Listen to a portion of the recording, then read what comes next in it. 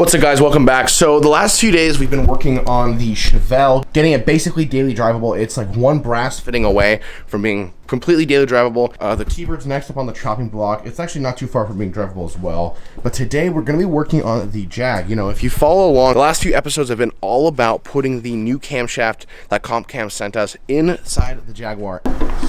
Yeah, just grind the lobes off while you're at it. I'm trying not to. It is done. It runs great. It sounds awesome.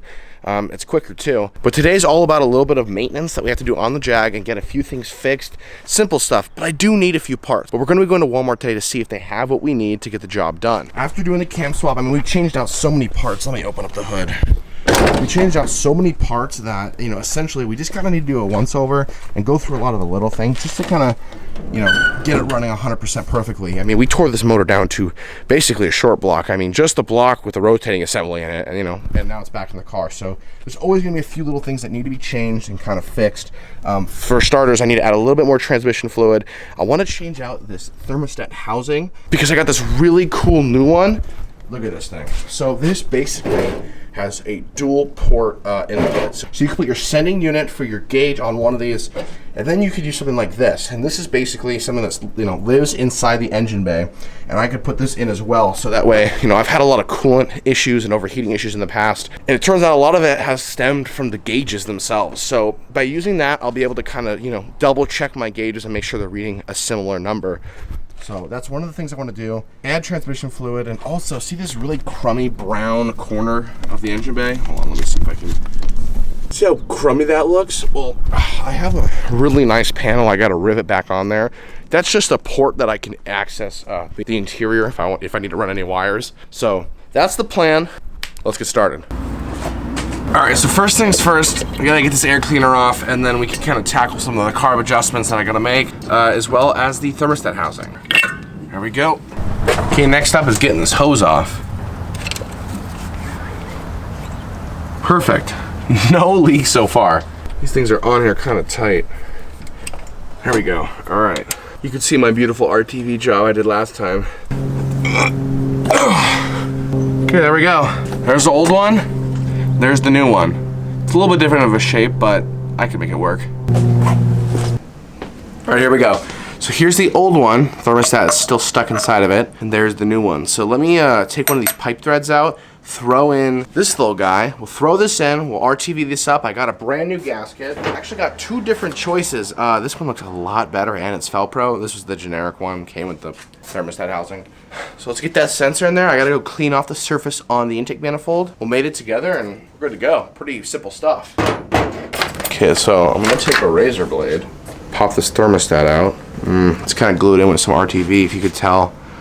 So I'm just gonna slowly kind of scrape some of this off. Slowly but carefully. Break that seal. There we go. Oh, this thing's gunked up.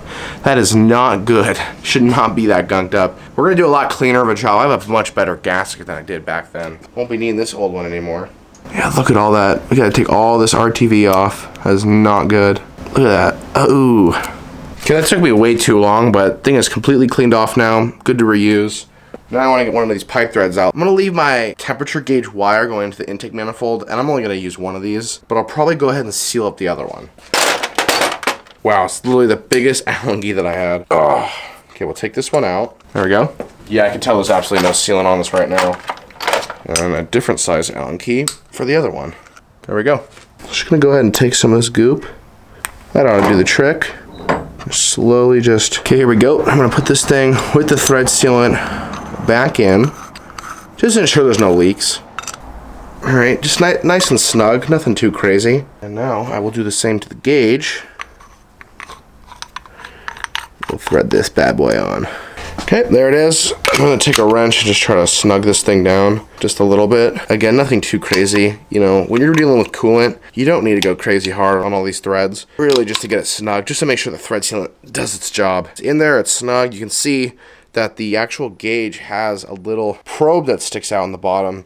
Makes sense, obviously that's what hits the water. Absolutely no issues with that probe hitting the thermostat. Let's put it in the car.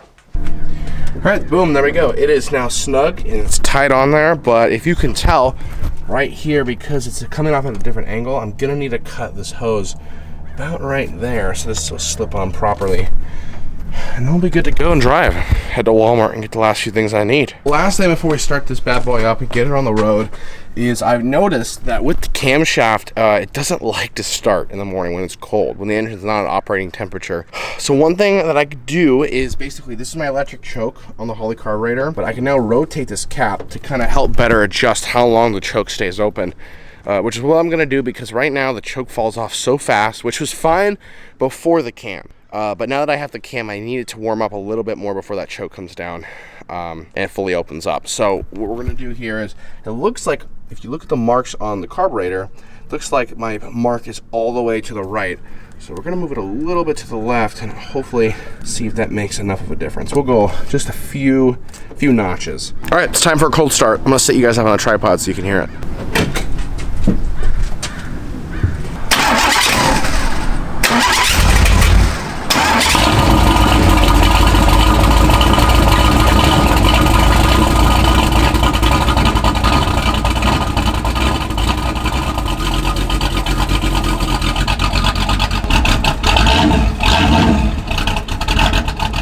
Okay, we're good to go. Let's head to Walmart. All right, I'm on my way to Walmart. Had to make a quick stop.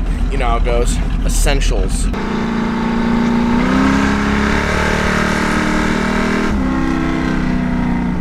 Yeah! This thing is so fun, man.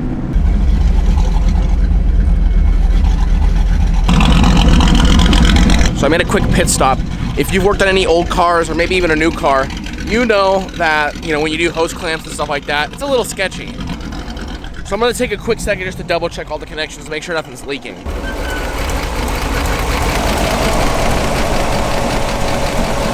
And we're leaking a little bit. Let me turn the car off.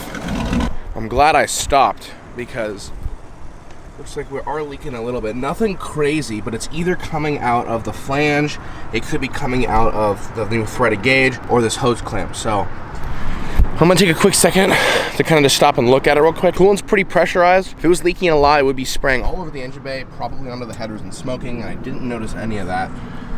But we are leaking a little bit, so let me figure out where this is coming from. And the usual, I'm sure if you guys work on cars, you also carry around a bunch of tools in your trunk. I just tightened it down with the Allen wrench. Let me see if I can find, oh cool, a flathead. Let me see if I can tighten that hose clamp just a little bit more. It's already pretty snug, but let me see what I can do. Ugh, no, that's pretty damn snug. Maybe I'll get a wrench on this gauge to see if maybe that's what's loose. I unfortunately don't have an 11/16 to get on that gauge right there, so I am gonna soak up the fluid that's been sitting here, because I'm gonna test drive it a little bit more on the way to Walmart, and if it pulls up again, then I will be buying a wrench to tighten that wall. Let's get back on the road. This is gonna be hard with one hand. It's running fine, temp is fine. I got my little gauge right here. We've made it to the Holy Land. I can see it. We're pulling up right now. So one of the main things I'm coming here for are some header gaskets that go on the collector to the exhaust. While tightening it down during the cam swap and during the break-in process, I could tell that there was an exhaust leak. So I'm gonna get some new crush gaskets. And I looked online, they're like the only ones that have it, so. Okay, the lines were super long when I walked in, and it kind of smells like a dying cat in here, but let's see if we could find these parts. All right, well, here's the tools. I don't see them selling individual wrenches here, so I may just need to pick up an $8 adjustable wrench from Hyper Tough. Okay, I also need a bottle of this power steering fluid. Rivet set. This will help me put that panel back on. And after talking to the desk, they don't have the gasket, so didn't have to come to Walmart for this. We got the goods. Let's do the work. First up is I still have a power steering leak, which I'll need to address a different day. But as you can see, I'm pretty damn low. Thanks to Walmart, I'm good to go. All right, that ought to do the trick. Okay, and last but not least is this adjustable wrench to tighten this bad boy. Just push it a little bit, not too much. Ugh, okay, we'll see if that does the trick. Let's close this bad boy and get home. Ugh.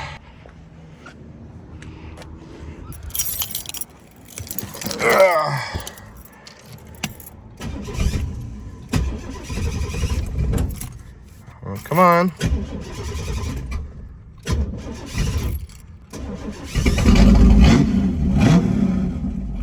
There we go. All right, well, good news. I made it back.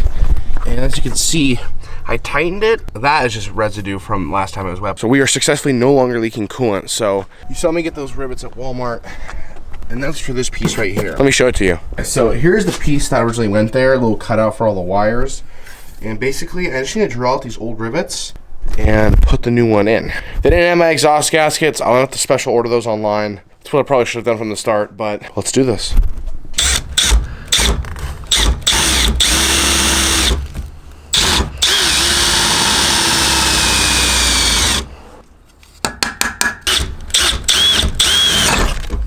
There we go. Let's put the new ones in. Let's rivet it in all corners. Nice block off plate right here. Looks a lot cleaner. At the end of the day, the job is done. It looks a lot better. You know, whenever doing major mechanical work to your car, always gonna be little things that kind of come up. And you know, if I could say anything, the best advice I could give you is get in your car, drive it. That's the best way to work out, you know, all the kinks that it has. Because sitting in a garage, you're not gonna learn anything.